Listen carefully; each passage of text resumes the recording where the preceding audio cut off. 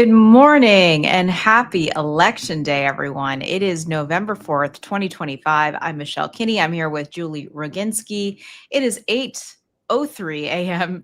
in New York City, 8:03 a.m. in Trenton, New Jersey, Harrisburg, Pennsylvania, and Richmond, Virginia, and 5:03 in Sacramento, California. What do all of these places have in common today? Hugely important elections today. So welcome to the Mayday Morning Show. There's a lot to talk about this morning, Julie, but before we begin, we just want to share some breaking news if you haven't seen already. That on this election day, former Vice President Dick Cheney has passed away at the age of 84. The 46th Vice President served under President George W. Bush from 2001 to 2009, and Vice President Cheney was a towering, though often controversial and polarizing figure in American politics and foreign policy. He also served as Secretary of Defense under President George H.W. Bush, helping lead the nation through the Gulf War. In his later years, he stood up for democracy when it mattered most, breaking with his party to condemn Donald Trump's lies about the 2020 election. And we're just going to watch this clip. Nation's 246-year history, there has never been an individual who is a greater threat to our republic than Donald Trump. He tried to steal the last election using lies and violence to keep himself in power after the voters had rejected him. He is a coward. A real man wouldn't lie to his supporters. He lost his election, and he lost big. I know it, he knows it, and deep down, I think most Republicans know it. Lynn and I are so proud of Liz for standing up for the truth, doing what's right, honoring her oath to the Constitution, when so many in our party are too scared to do so. Liz is fearless. She never backs down from a fight. There is nothing more important she will ever do than lead the effort to make sure Donald Trump is never again near the Oval Office. And she will succeed. I am Dick Cheney. I proudly voted for my daughter. I hope you will too. I'm Liz Cheney, and I approve this message. And that ad was from the 2022 election, where she unfortunately lost. But we just wanted to show that really quick, just to remind everyone that no matter how we felt about him, that stepping up and doing the right thing was very, very important. So we thank him for his decades of service to our country and to our democracy. And we send our deepest condolences to the Cheney family. So elections. We are finally here, Julie, the day that will decide the next mayor of our city, New York City, and the next governors of New Jersey and Pennsylvania, and whether the Democratic majority hangs on in the Pennsylvania Supreme Court, and whether California's Prop 50 to move towards partisan redistricting will become law. So let's talk about New York City first, where Democratic Socialist Zohran Mamdani is looking to become the next mayor of New York and beat back independent and Trump-backed Andrew Cuomo, the former governor of our state, and Republican Curtis Sliwa, Lord. Julie, big day. We both are New York City voters. You have not yet voted, right? I have not. I'm going right after this. Yeah, so I voted at 6 a.m. this morning. How was it? Was it busy? I was actually pretty busy. The polls opened at 6. We got there a little after 6, and with my son, we always have a tradition. He actually woke up and said, "Let's go." And my husband and I always vote in person. Like, we have this thing where we love going there. We love seeing the poll workers who are always yeah, it's great. My Joe's actually stayed home. He's taking his first call for work this morning here so that we can go together after this. So I will say this, and it was very tough. My husband and I had a fight. Fight is not the right word. We had words on the way. Disagreement. Yes, disagreement on the way to the polling location, because his choice for mayor is somebody I just could not pull the lever for. Yeah, I could not pull the lever for any of them. And for the first time in my life, I wrote in somebody. I wrote in, she may be unhappy with this, but I wrote in Jessica Tisch, the police commissioner of New York, because I think she should have been the mayor of New York. And I think that she, I really wanted her to run. She did not ultimately run. But in a city of 8.5 million people, the fact is that we are given a choice between a 34-year-old who has plans that will never come to fruition, not because he's not going to try, but because all of his plans rest on the state legislature approving them, whether it is more funding for buses to make them free. The legislature controls and the governor controls the Metropolitan Transit Authority. He does not. Whether it is raising taxes on millionaires, he cannot do that. Only the legislature can. Whether it is whatever, I mean, everything he talked about, he just cannot do without the legislature, and this legislature is not going to allow him to do it. Yeah. He is an incredibly inspirational candidate for a lot of people. He ran an incredible campaign. Yeah, incredible campaign from it. Yeah. But I'm a grown-up and I know how things work, and he's not going to be able to accomplish it. And he's selling his supporters, I believe, a whole bunch of bullshit in order to get to where he's gotten. Then you have serial sexual harasser Andrew Cuomo, who even before the Trump endorsement subpoenaed the gynecological records of one of his accusers. That is correct. For no reason. Those gynecological records were completely unrelated to what she alleged he did. What would it show? What?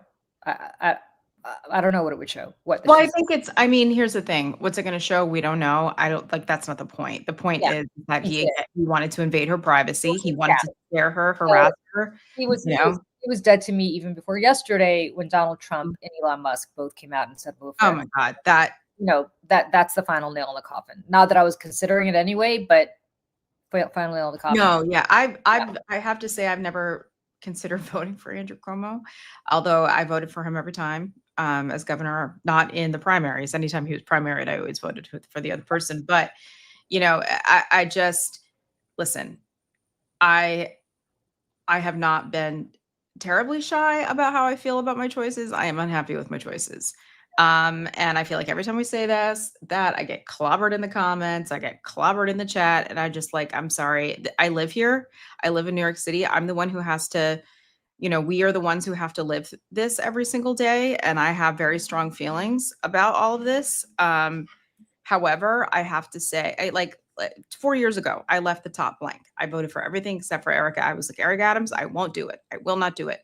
And after Donald Trump and Elon Musk endorsed Andrew Cuomo yesterday, I don't think I'm ever going to really talk about what I'm going to do today, but there's a choice that it has to be made, and I cannot do anything that can help Andrew Cuomo. That's just, I can't do it. Or, I mean, that will help Andrew Cuomo / Donald Trump. I can't. It was tough. And with my, look, it was tough. The alternative was to vote for Mamdani, and I just couldn't do it. I just could not do it. I know. I get it. And I'm not trying to be a bummer here. I'm not trying to be a jerk. It's just we know New York. We know New York City, like how it just, we got strong feelings, but again, we're grown-ups and we have to do the right thing. And unfortunately in the last 12 hours, I have, and this is why sometimes we wait until election day to go, right? And not early vote, at least for me, is because things happen. And this has changed my mind in the last 24 hours. I would not blame you if you voted for Mamdani at all. I know, I hate it. I hate it. And I feel like I'm betraying myself and others, and I just, but I mean, but here's the thing is yes, Mamdani, I mean, I feel pretty confident that he's going to win. But there are a lot of people who are voting for Andrew Cuomo. I have voted for Andrew. A lot. I know a lot of my friends. I was very surprised. And I know this is an anecdotal voter here, but my husband and I were having dinner last week at a little place on the Upper West Side, and there was this guy sitting at the bar. Turned out he lived in our building, and we got talking, and he's like, I could have voted in New Jersey. I have a house in New Jersey, but I thought that my vote against Mamdani was more important than me voting for Mikey Sherrill. And I was like, that's a voter. Wow. That's a voter who would have, you know what I mean? Like a Mikey Sherrill anti-Mamdani. And those are the kinds of people that I think, I don't know if they're captured in the polls or not. I honestly don't know how that works. the early vote was so strong for Yeah. Madani. It was so Mhm. strong for younger voters. I think Madani's going to win. Yeah, I do too. And when I tell you from a purely like professional standpoint, like remember that Seinfeld episode where like Jerry, if you know what I'm talking about, right? I always use this example. People remember that Seinfeld episode where Bryan Cranston, who plays his dentist, Oh, yeah. Yeah. converts to Judaism, and he suddenly starts making Jewish jokes, and Jerry gets like all pissed off about the Jewish jokes, and he finally goes to I don't know why he ends up going to a church and going to confession to talk to a priest about it. Yeah. But but remember he opens up his little slot where you're supposed to talk to the priest during confession, and he's talking about how Bryan Cranston is making all of these horrible Jewish jokes, and the priest goes, "And this offends you as a Jewish person?" And Jerry goes, "No, this offends me as a comedian because the jokes are so bad." And like I feel that way about Mandani, where I think he's run as a You're professional. right. Yes. He's Yeah. run the best campaign I've ever seen. Like I look at, we'll get to Mikey Sherrill in a moment, but I look Certainly at here. I've never seen anything like that I in New York look at City. the Never. campaign that Mikey Sherrill is running in New Jersey on the west side of the Hudson. Mhm. It is like a 90s campaign run by people Oh. who were around in the 90s and are running the exact same campaign that I remember former Governor Jim McGreevey running in 1997. Mhm. Campaign. Same strategy, same ploy, you know. Here on this side of the river, Mandani is running, it's like the difference between a rotary phone and like an iPhone. He is running a 21st century incredible campaign where he is bringing together people who, it's like a righteous cause. It's very Trumpy in a very good way, where people feel like they're at a revival. They feel like they're part of a community. So from that perspective, I so admire and respect the campaign he is running. Mm. I think he's a great candidate. I Mhm. just don't think he's going to be a great mayor. And for somebody who lives here, I will tell you point blank, I need the subways to run. Yeah. I need to stop having, and I'm not joking, homeless people masturbating in front of my son as he Oh walks my to school. God. It happens a lot. Yeah. And I need somebody who's going to take that seriously. And I don't know that he's got the experience or the will to take that stuff seriously. And Yeah. you That's know, not that. Listen, you're not wrong. You're yeah, not wrong. but having said that, you know, people were upset with me because they thought that by not, people in my house were upset with me because they thought that by not casting an anti-Mandani vote, I was effectively giving my vote to Mandani. Mm. And And I feel like not. I mean, I'm giving my vote to Cuomo, which I won't do it. I well, won't do it on the principle of the sexual assault harassment yeah, allegations, but also because of Donald Trump. Like, and Donald Trump backing him, Andrew Cuomo accepting that endorsement. Same with Elon Musk. Is like you've crossed the Rubicon. Like you've crossed. Like that is no, no, no, no, no. I have cut people out of my life for doing literally anything to even project support for Donald Trump, and I would be a hypocrite if I were to do anything in that nature with my vote. And that's just how I feel today. And I didn't feel that way yesterday, and here I am today. yeah. So And for anybody who thinks this is like an Islamophobia thing, just give me a fucking break. You know what? Just no, stop.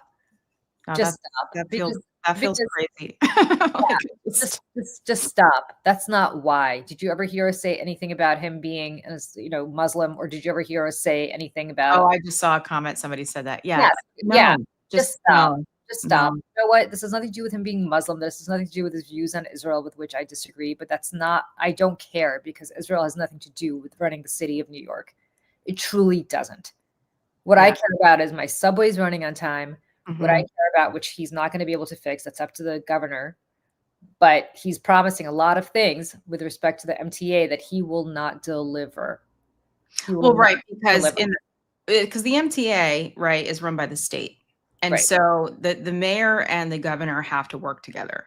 And that is what we've run into time and time again, right? Is that de Blasio and Cuomo did not get along. They hired Andy Byford, right, who was the train daddy. Remember Train Daddy?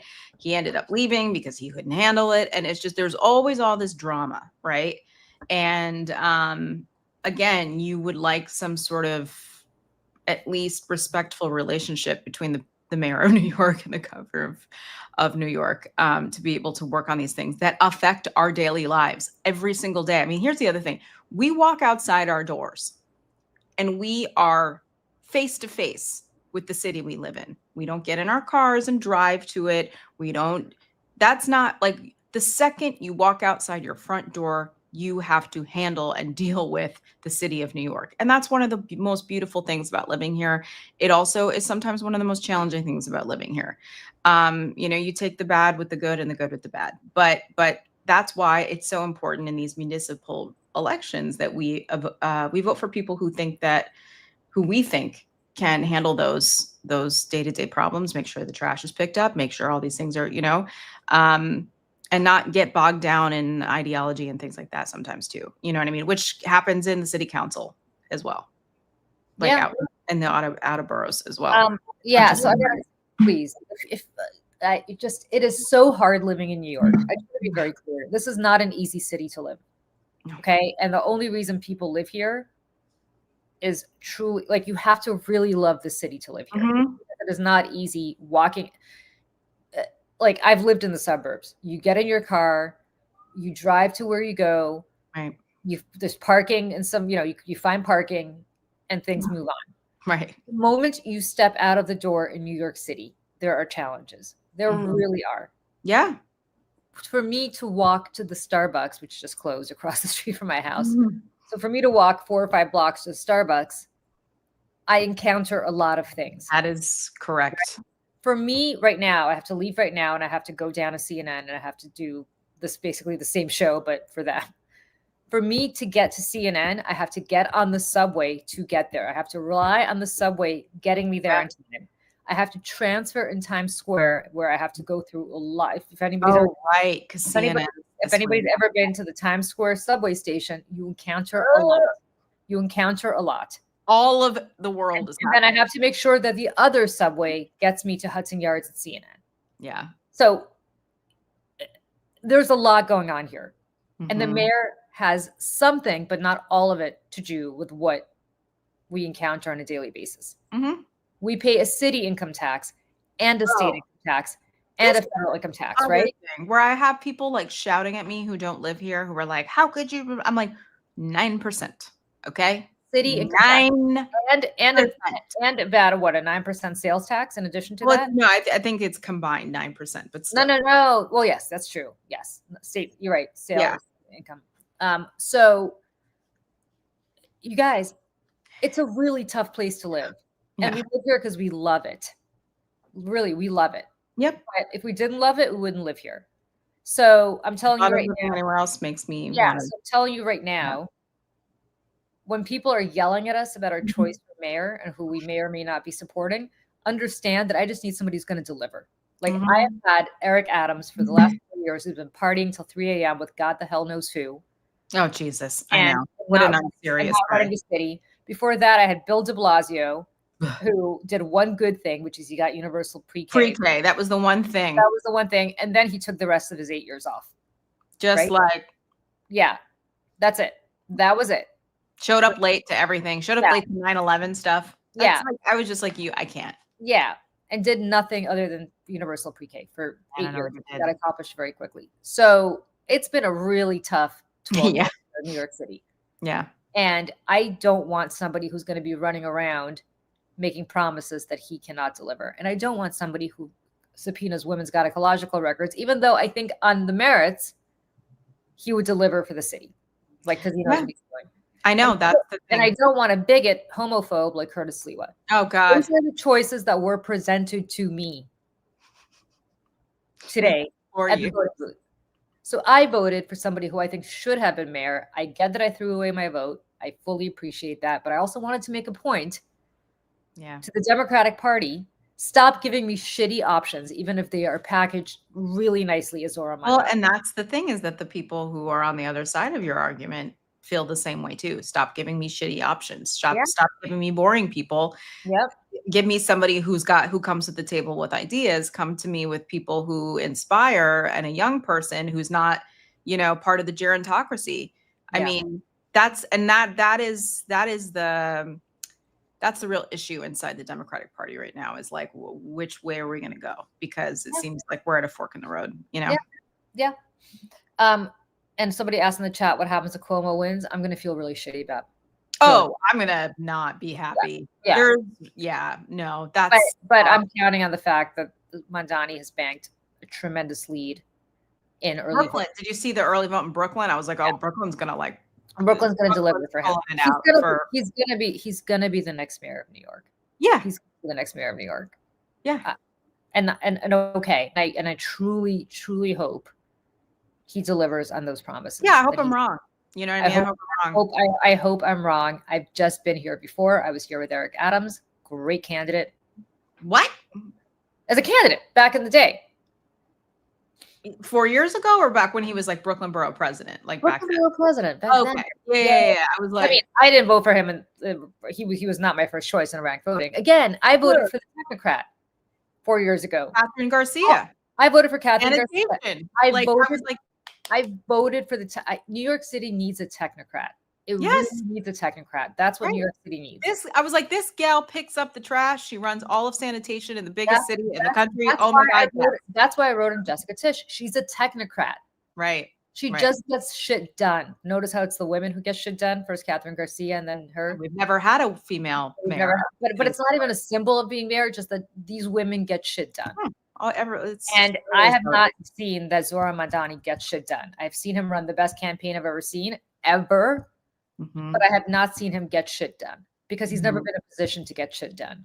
Cuomo does know how to get shit done. He's just a miserable human being, and I could not bring myself. Oh yeah, I mean, right. And Curtis Lewa gets a lot of shit done when he, with this, like he can't even see my mic, but with the mic, but that's all he can do.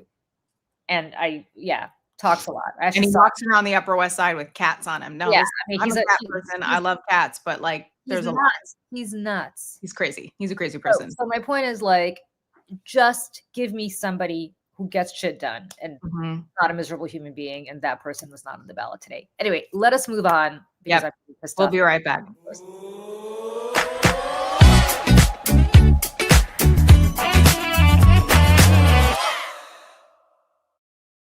Meanwhile, across the Hudson River, over in New Jersey and down in Virginia, they also have critical gubernatorial elections happening today. Let's start with Virginia first.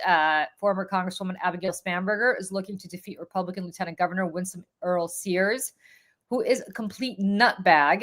She has said that's Earl Sears, not Spanberger, who's actually a great, great candidate. Earl Sears has said some pretty nutty things in the past, like claiming that Brown versus Board of Education was, and I quote, never about sending Black children to white schools, but rather about parental choice. The parental choice was until Brown versus Board of Education, Black people could not choose to send their kids to a white school. She mocked federal workers who lost their jobs, asking sarcastically why the media made, quote, such a huge thing of mass layoffs. She compared modern diversity and inclusion programs to slavery, declaring that, quote, slaves did not die in the field so we could call ourselves victims now in 2025. Okay, this woman is Black, by the way. And when signing a bipartisan bill guaranteeing marriage rights regardless of sex or gender, she scrawled a handwritten note across the legislation: I remain morally opposed. She's the lieutenant governor of Virginia right now. Meanwhile, right. That's right. If you are in Virginia, the less said, the better. You know what to do. Right. All the way. Meanwhile, in New Jersey, Spanberger is going to win. The question is what the margins are going to look like. Meanwhile, in New Jersey, Congresswoman Mikey Sherrill is running against former Assemblyman Jack Ciattarelli, who went from being a moderate Republican to fully embracing MAGA and Trump this go around. That is a much tighter race, Michelle. So let's talk about New Jersey for a second. Yeah. I'm a bit of a New Jersey expert. I'm going to do I'm going to do an AMA this afternoon, probably around 2:00. Yeah. If Michelle's around, on New Jersey here at Mayday. So if people want to join us for the AMA in New Jersey, and we'll answer your questions over on Substack and here on Mayday. Let us know, and please do that. But let me just talk about it now, and then if people have questions, we could do this at 2 o'clock. Mikey Sherrill's run one of the worst campaigns I've ever seen. There's nothing more to say about it. Now, look, she's probably going to eke it out. Democrats have banked about 270,000. Well, I shouldn't say Democrats have banked. 270,000 Democratic voters came out early between vote by mail and early voting to vote for Mikey Sherrill. So she's got presumably a lead. Let's assume that. Let's be conservative and say 200,000 of those voted for her. Maybe 70,000 did not, because the only way Democrats lose in New Jersey because of such a huge voter registration margin is if a large chunk of them switch parties and vote for Republicans, which is how Chris Christie got elected. A lot of independents voted also by mail, which I that's the real question.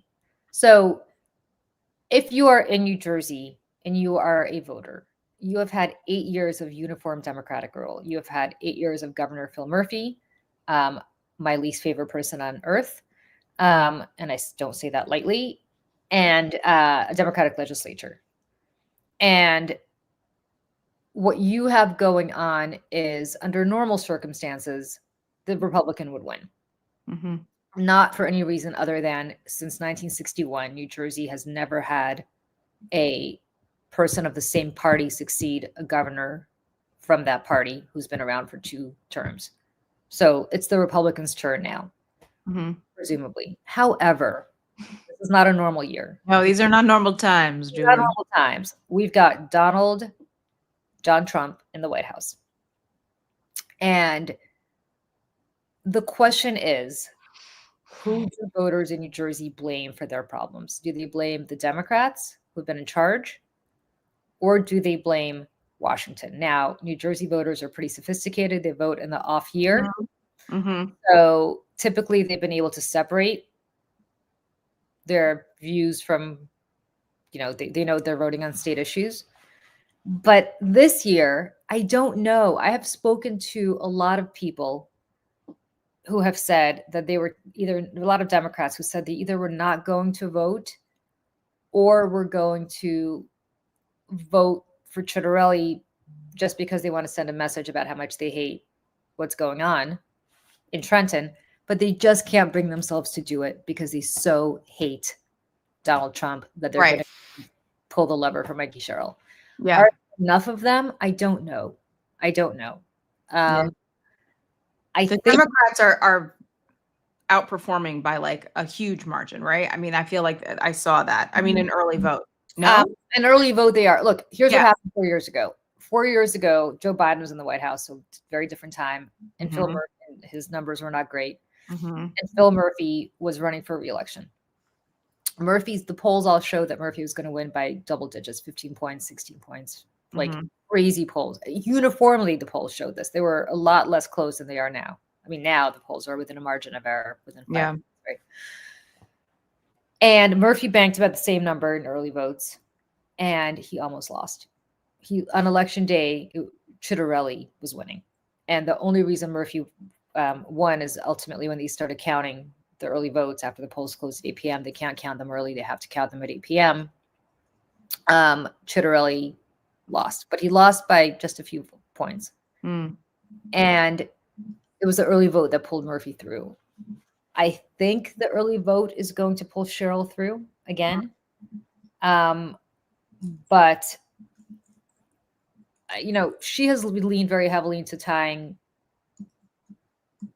Chitterelli to Trump. Now, a lot of people thought Chitterelli would move more to the middle after the primary, but he didn't, and I understand why he didn't. It makes all the sense in the world for him. He was going to be tied to Trump anyway, no matter what he did. So his attitude was, I got to pull those MAGA voters out who don't vote for anybody but Trump. I've got to make sure that these Republicans who typically stay home, except when Trump is on the ballot, they come out and vote for me. Now, he got a massive endorsement from something called the VOD, which is a Orthodox Jewish community in Lakewood, New Jersey, in Ocean County. And he got their support And when the rabbi, when the council tells those people their people how to vote, they vote. They are a block. He got the support of all the same Orthodox communities from around that Lakewood area in Ocean County, which is the most Republican county in the state. That's never happened before. 4 years ago, they endorsed Murphy. So that's really good for him. And Trump made a phone call to them yesterday and basically said, you got to vote for, and they don't like women. They don't shake hands with women. It's not, they don't like women. They are. No, I mean, it's fundamental. Yeah, like I actually stupidly met with those people once. Oh God. And I stuck out my hand and they would not shake it. I mean, it's a religious thing. I know it is, but I get it. So they were never, the woman was never going to be their cup of tea. But they have turned out early voting. They turned out 20,000 votes just from that one community in Lakewood, all of which I assume was for Chitterelli. So he's got some advantages. You know, I gotta tell you, I've known Jack Chitterelli a very long time. He's actually a really, really nice. I am deeply disappointed because I know that he's started out as a very moderate Republican. I don't think he believes the shit for a moment with Trump. I think he's doing it to try to, win this election, which I get why he should. Mm-hmm. But he also, the complete leaning in of Trump and just going crazy. Now I'm going to tell you something I heard, which is actually really hilarious. Trump canceled the Gateway Project, which is the tunnel that goes all right. There was a tunnel that was supposed to be built between New York and New Jersey that would connect train traffic. Yeah. Because the existing tunnels are over 100 years old and they're about to collapse any day. And when they do, I hope I'm not in them. I'm not in them, but I also want people to understand there will be no train traffic going from anywhere, Florida, up into New England, because that tunnel that connects New Jersey and New York geographically up the East Coast will collapse. That tunnel was supposed to be built and had ground broken on it 20 years ago about. Chris Christie became governor. He pulled funding for it because he did not want to raise the gas tax to fund all his road projects. So he took that money to fund road projects in New Jersey. It was the single worst decision any governor has made in history. Also, whatever. I mean, we got to pay for the things we have. Anyways. Yeah. Anyway, then once Christie got the hell out of there, they got funding from the federal government for something called the ARC Tunnel. The Gateway Project. The ARC Tunnel is what he canceled. The Gateway Project. The Gateway Project was effectively going to build this tunnel. Last week, Trump said, yeah, Democrats, Chuck Schumer, Cory Booker, Andy Kim, Kirsten Gillibrand, you guys won't vote you won't vote to reopen government. I'm going to shut down the Gateway Project. Jack Chitterelli, my understanding was furious, and apparently made a call to the White House, freaking out, saying, you just cost me this election. Now, this is all what I heard. Right. Some good gossip here. I would say Julie, just so everybody at home knows, Julie knows all the people. I know New Jersey. Got a guy. I got a guy on both sides of the aisle. Trust me, I'll tell you, I know what I'm talking about. Right. But here's the best part.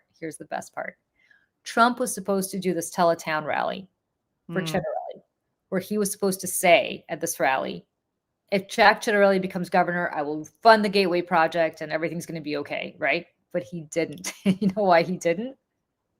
You ready for this? Jack Chitterelli, when asked what grade he gave Donald Trump, said he gave him an A. He gave him an A. Stop. Trump was pissed off that it wasn't an A+. It wasn't an A+. He is going to cost Jack Chitterelli this election by not saying that if Chitterelli becomes governor, he'll reopen the Gateway. I hate Donald Trump so much. You guys, this is the best gossip you will hear. Get out. Yes. Now, listen, I want Mikey Sherrill to win, obviously. So, cool that this happened, but also, oh my God. Yep. This guy has the nuclear codes. Yep. This guy has the nuclear codes. Yep. Now don't print it because I only have this from 1 or 2 sources. I don't have this. Yeah. Like, Yeah. I wouldn't put this in writing, but this happened. This happened. Michael Scott A plus. Yep. Exactly. Yes, Jen, get me off of this timeline. I know. Get us off this Like timeline. good God. All right. So Good God. this is what is happening in the Great Garden State. You know what to do if you live in New Jersey, if you haven't done it yet.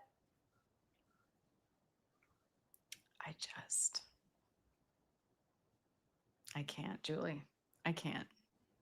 All right. Well, we're going to move on. We're going to move on. Okay. All right. Yeah, I was waiting to see if there was something else. Okay. No, but you guys, around 2:00 today, I think I'm going to try to be able to do it. Yeah. Let me know, and I'll schedule it. And again, guys, if you're guys and gals, if you're watching this, just make sure to like and subscribe because you'll be the first to get a notification when we schedule that to go. So, on that note, we'll be right back.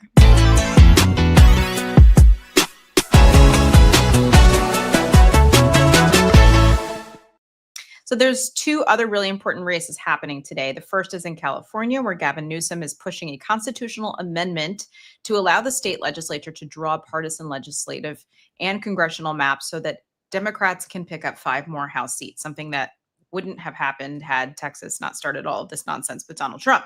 Meanwhile, in Pennsylvania, there is a judicial retention vote in which voters will decide whether to retain 3 sitting Democratic justices, Christine Donahue, Kevin Doherty, and David Wecht, each of whom was elected in 2015 and are seeking new 10-year terms.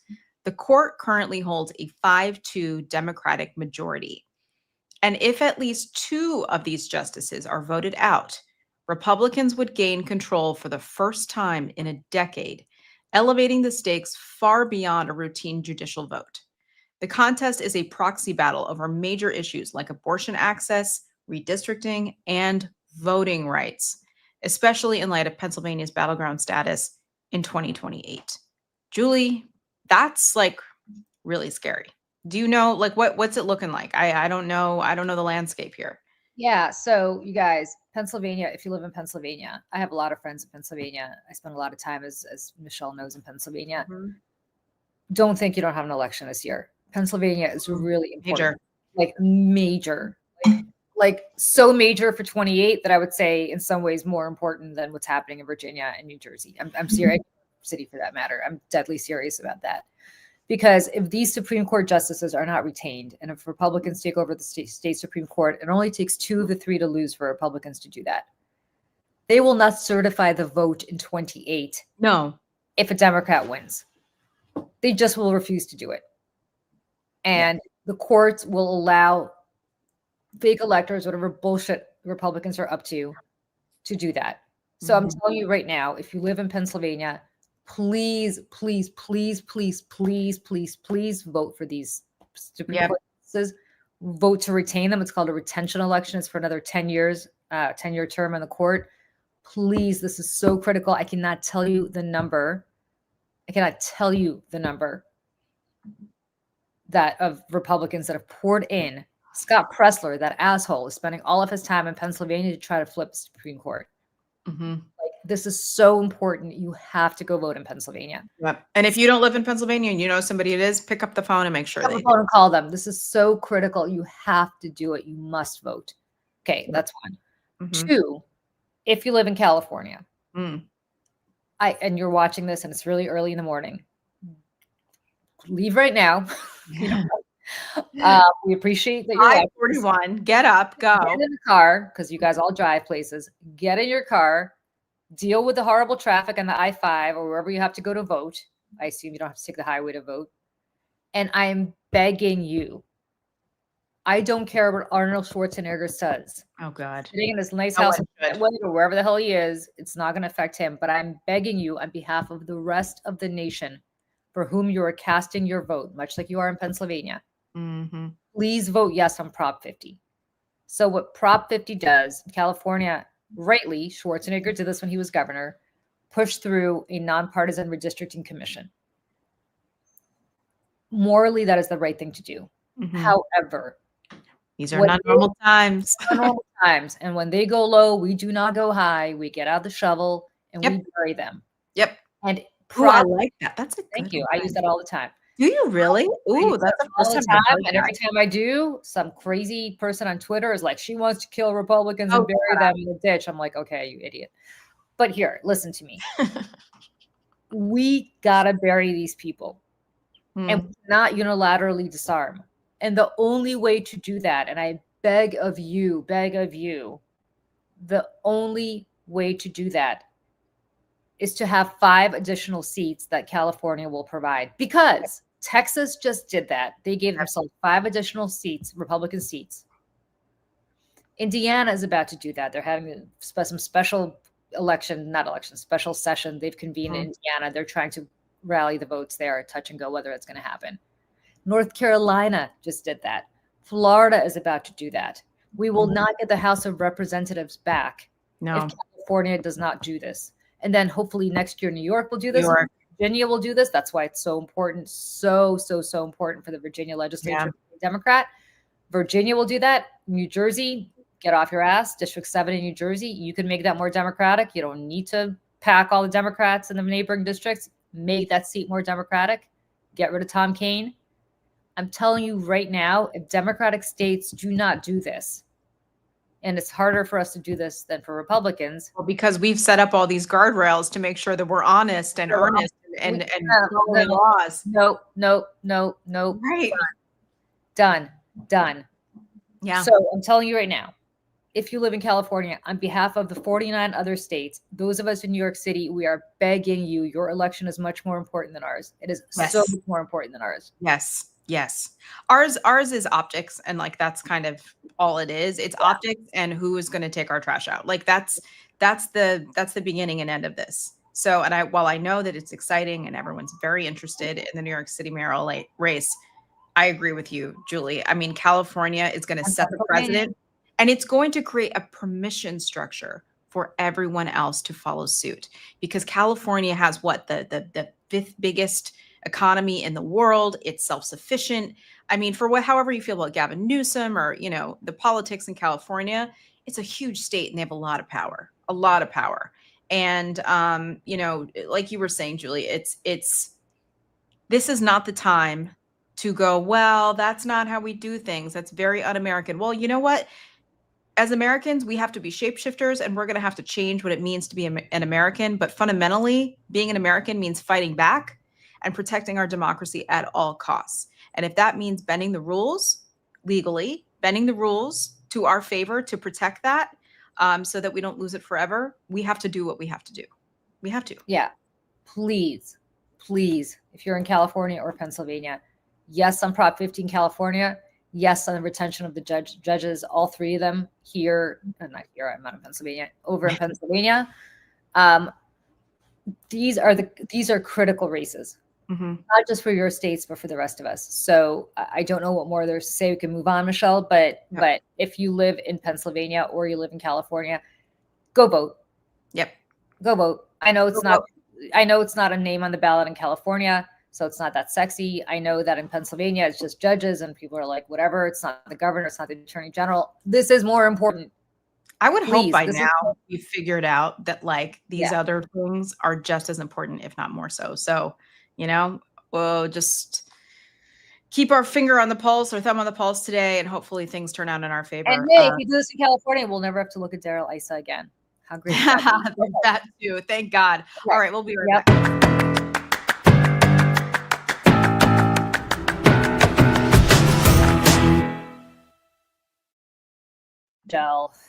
Let us talk about Trump Liapalooza on 60 Minutes on Sunday. Did you watch that?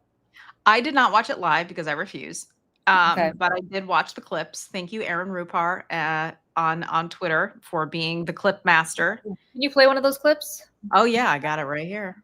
Yeah, go ahead. President. So why won't Putin end this war? But Nora, that was Joe Biden's war, not my war. I inherited that stupid war. As the bloodiest land war in Europe since World War II continues. But I brought, just a little list of look at this.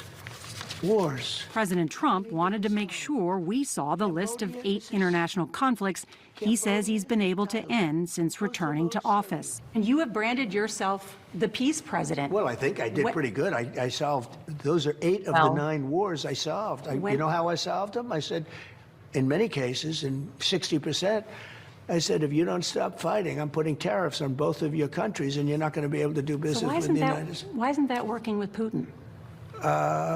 It is working with Putin, I think. I did different. Okay. All right. So before you share your thoughts, can I just want to share my thoughts and feelings with this clip here. Hold on, please. Mr. Madison, what you just said is one of the most insanely idiotic things I have ever heard. At no point in your rambling, incoherent response were you even close to anything that could be considered a rational thought. Everyone in this room is now dumber for having listened to it. I award you no points, and may God have mercy on your soul. That is how I feel every time he talks. But But anyway, Billy Madison. Billy Madison. Such a good movie. Such a good movie. Anyways, I just needed that laugh, and it's just cathartic. Anyways, but please, Julie, share with us your. I don't really know there's more to add. Billy Madison just took care of everything I wanted to say. Look, here's all I'm going to say. I have a whole Substack out on it today, and feel free to go over there and take a read if you want. But listen, I'm going to summarize it for you right here. No, you don't interview Donald Trump anymore because the fire hose of lies is so vast that you cannot fact check it. What pisses me off about CBS under the leadership of Barry Weiss is that he took out a piece of paper and said, I ended 8 wars. And she said, you call yourself the peace president. At no point did CBS interject. Instead of showing us people in Ukraine killing each other, right, which is what they took the time to do, they should have said, actually, let's go line by line. And no, this war was not because of Donald Trump. Describe it to me. Describe it. Explain to me what you did. Explain to me how you ended, the war between India and Pakistan, which neither country says you had anything to do with. Because you called them and you said, end this war. So then they decided to end this war. I don't think so. The one that really pisses me off is Gaza. There are people dying in Gaza today. Yeah, there is no ceasefire. Nothing has changed. Nothing has changed. I will give him credit for getting the remaining hostages out. Biden also got hostages out. He never took credit for ending any wars. Yeah. Trump got the hostages out. That is great. And he should get credit for that. But if you're talking about ending an actual war, Hamas is there. It is reconstituted. It is going after its own people and taking vengeance on those that they don't think were loyal enough to Hamas. The Israelis are back in Gaza. They never really left. They're killing people. It's bad. What war is over? What war is over? They haven't returned all the dead bodies of the dead hostages. Like, could somebody ask him that? But 60 Minutes 2 weeks ago gave a tongue bath to Jared Kushner and to Steve Witkoff on Gaza after that ceasefire was broken. Yeah, it was like, and that's again Barry Weiss, who Trump also complimented during this interview. Yes.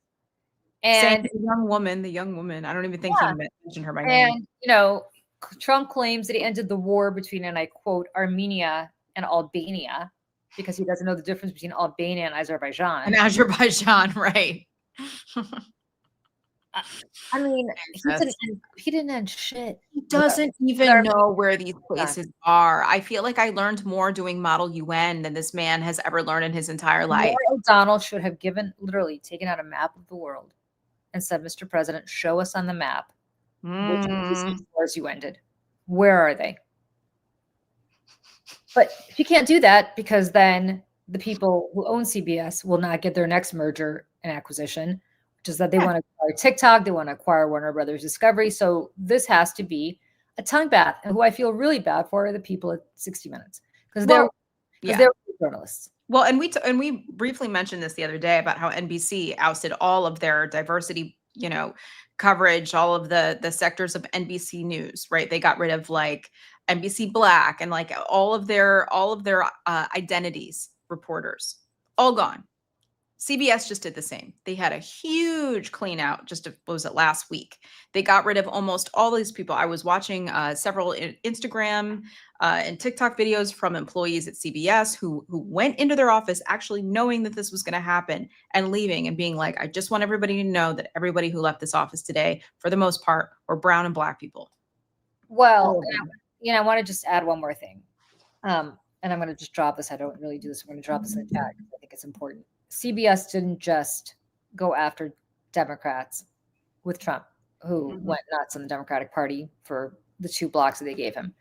Earlier that morning, they gave an interview to George Clooney. Ugh. George Clooney has now decided that he is in his spare time, because he played Edward R. Murrow, a renowned CBS newsman back from World War II in the 50s, who really went through hell in the Red Scare. Because he's played Edward R. Murrow for the last 20 years, or he's played Fred Friendly, his producer in the movie. He's now going to be able to talk, be a pundit and whatever. God bless. Everybody's got a right to their opinion. The difference is that when he voices his opinion, the New York Times prints it on, right? He's friends with Obama. I mean, I've gone off about this guy. I am so and so Clooney, and we could talk about this more tomorrow, maybe Michelle, but Clooney, I do a whole ass show on this. Yeah, went nuts again on the Democratic Party. Again. And let me just tell you what Clooney said. I'm going to read this, okay? Clooney said, let me just pull up my thing. He, first of all, doubled down on that op-ed where Biden shouldn't run. He said, we had a chance. This is what he said. First of all, he lambasted the Democrats for anointing Harris as Biden's successor. And this is what he said. We had a chance. I wanted there to be, as I wrote in the op-ed, a primary. Let's battle test this quickly and get it up and going. And then he added, I think the mistake with it being Kamala is that she had to run against her own record. It's very hard to do. The point of running is to say, quote, I'm not that person. It's hard to do. And so she was given a very tough task. I think it was a mistake, quite honestly, but we are where we are. We are where we are, George Clooney. No, we are where we are. Yeah. You have just moved your family to an 18th century wine estate, a chateau in rural France, because children have a, quote, much better life there. A better chance. Yes. And the real reason he actually moved his family there is because his wife Amal, who's a British national, was legal counsel to the International Criminal Court and was warned that she may be at risk of sanctions by the Trump administration, including being banned from entry into the United States. So it's nice that George Clooney is like, we are where we are. As he's living in his chateau in France. We are where we are, and we're stuck. And our kids, including mine, can't move. Oh, nothing would make me happy. Trust me, Michelle and I talk about this all the time. Nothing would make me happier than lobbing shit at Trump from the safety of a European country. From my chateau in France and Provence, or my house in Oxfordshire, which is where he lives with a mom some of the time, or from my house in Lake Como. Nothing would make me happier. But we are where we are, George Clooney, and you're not. No, and that's the part that pisses me off. And CBS gave him that venue hours before they gave Donald Trump. Because they knew they were going to stick it to the libs, and that's the thing. And they want to give him, because they're like, oh, look, it's one of yours saying it. And the thing is, and listen, I'll say this: I have been as an actor, director, like creative person, I have been a big fan of George Clooney for as long as I can remember. Yep. I was a big fan of his aunt, Rosemary Clooney. I mean, I just, as a singer, obsessed. However, in recent time, he has overstepped. He has overstepped because he has a lot of money and a lot of influence. And he's in the era of some really powerful people, including his wife, right? Who does really wonderful work. And quite frankly, she could have done better. But the New York Times op-ed, right? He clearly didn't want Kamala Harris to run. And he was, again, what all the Obama people and all the Obama bros and David Axelrod and all these people were talking about. They wanted to have a contested convention, which I think would have been a mess, quite frankly. I really do. But that's neither here nor there. He also then, after the fact, after Trump was elected, from 30 Rockefeller Center at the Rainbow Room, did a one-on-one with Patti LuPone, and they were talking about this, and she was voicing how concerned she was, how upset she was. Patti LuPone is not known for keeping her thoughts to herself ever. George Clooney said, no, I have hope. I think we're all going to be just fine. I think we're going to be fine. It was just very throwaway. And so a few months later, to kind of hear him say this now, is he serious? Are you serious? And for them, again, somebody with as much money and power and influence that he has to say that his children would have a better chance somewhere else. Your kids have a better chance literally everywhere. It has no, like, you have money, and when you have money, you have a better chance. That's just how the world is. And I am so sick and tired of people like George Clooney, high on their own supply, thinking that his stock price is so high, that he's so great and he's so smart that everybody should listen to him. He just runs his mouth, and he has the platforms to do it. And he is a useful idiot at the end of the day for the Ellisons and the mainstream media folks to stick it to the libs and to stick it to anybody who's in the opposition, so that they can use him as this, you know, putting him on this pedestal of saying, look, it's not us. I mean, their own people. Look, and by the way, George Clooney wrote that op-ed in the New York Times. Then I have to go. Yeah. But George Clooney wrote that op-ed in the New York Times because he had seen Joe Biden at some fundraiser that he hosted, which he made a very big point in this op-ed about how he's a big, big donor to the Democratic Party. And he saw Joe Biden this op-ed, and he wasn't the big fucking quote. He wasn't the big fucking deal Joe Biden of yesteryear, and he was diminished. Okay, you know who else saw Joe Biden a lot? Me. You know who else saw Joe Biden a lot throughout his presidency? You know who else saw Joe Biden a lot? A lot of other people. But we don't get op-eds in the New York Times about it because we're not George Clooney. So he has a level of privilege because the New York Times loves clickbait, and they know they'll click on an op-ed from people who click on an op-ed from George Clooney. So right. George Clooney, an actor, is the one who put the shiv into Joe Biden. By the way, I think Biden should have gotten out of that race. I'm not suggesting that he shouldn't have. But the privilege that George Clooney has to get an op-ed placed in the New York Times, unlike other people who also saw Joe Biden, who could not get an op-ed placed in the New York Times. Who's got a whole press team, a whole PR team. And he has the nerve to say it is what it is, or whatever the hell he said. Yeah, well, and also just where we are. Like what the actual fuck are you talking about? And in defense of Joe Biden, who is very old and stuttery and whatever, the story is, when this happened, he had a few staffers walking him around the room saying, sir, this is blah, blah, blah. Sir, this is blah, blah, blah. And he said, you know, Mr. President, George Clooney and Julia Roberts, or whoever was standing with him. And the thing was, George Clooney was not sufficiently flattered enough that he didn't immediately go, George, that he was introduced or it's more than that. He was pissed off because that he wouldn't arrest Netanyahu. Yeah, because his wife. Yeah. So the whole thing is horseshit. So anyways, Julie's got to go to CNN, guys. So what I'm going to do.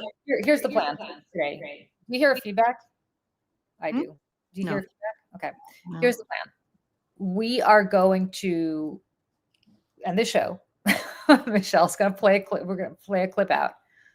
I'm going to go and be on CNN International at 10. Then I'm going to go be on MSNBC at noon. Then I'm going to do my thing with Olga for Active Measures as soon as I'm done with that. And after that, full ass day, girl. Yeah. After that, Michelle and I are going to do an AMA on today's elections. Bring your questions, ask us. And if it's Jersey related, I will have the answer. If it's Virginia related or Pennsylvania related or California related or New York related, I will probably have the answer. If I don't, I will get it for you. So please ask us anything. Michelle knows New York City politics like the back of her hand. She was very involved here in the Democratic Party for a very long time.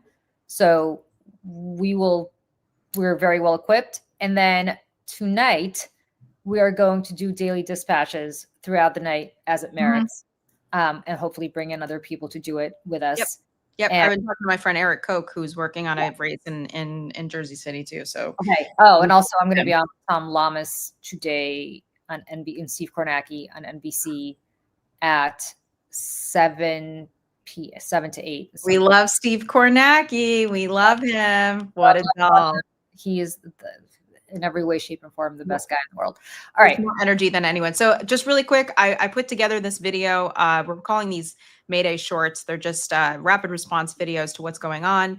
I put this together to the haunting song "Brother, Can You Spare a Dime," which became very popular during the Depression by Bing Crosby. And this is really just showing the contrast between people waking up on November 1st, the day after Halloween, to find out that their SNAP benefits are not coming. Military families cannot feed their families. Federal workers cannot feed their families. And Donald Trump threw a lavish, over the top, dripping with excess event at Mar-a-Lago on Halloween night. And I just want to show people this on our way out. So everyone just like and subscribe here at the Mayday Network. You'll see what's going on first. And Julie, you have a great time over at CNN and Hudson Yards. Thank you. Bye, everyone. Bye. Millions of Americans woke up to find that their November SNAP benefits have not yet arrived. We're here at a food bank talking to federal workers, and some of these workers, this is the first time they've ever had to line up for food. Trump hosted a lavish Great Gatsby-style Halloween party last night. With the official theme titled, "A Little Party Never Killed Nobody." This could potentially trigger the greatest hunger catastrophe in the U.S. since the Great Depression. They used to tell me I was building a tree, and so I followed the mob. When there was earth to plow or guns to bear, I was always there, right there on the job. They used to tell me I was building a dream with peace and glory ahead. Why should I be standing in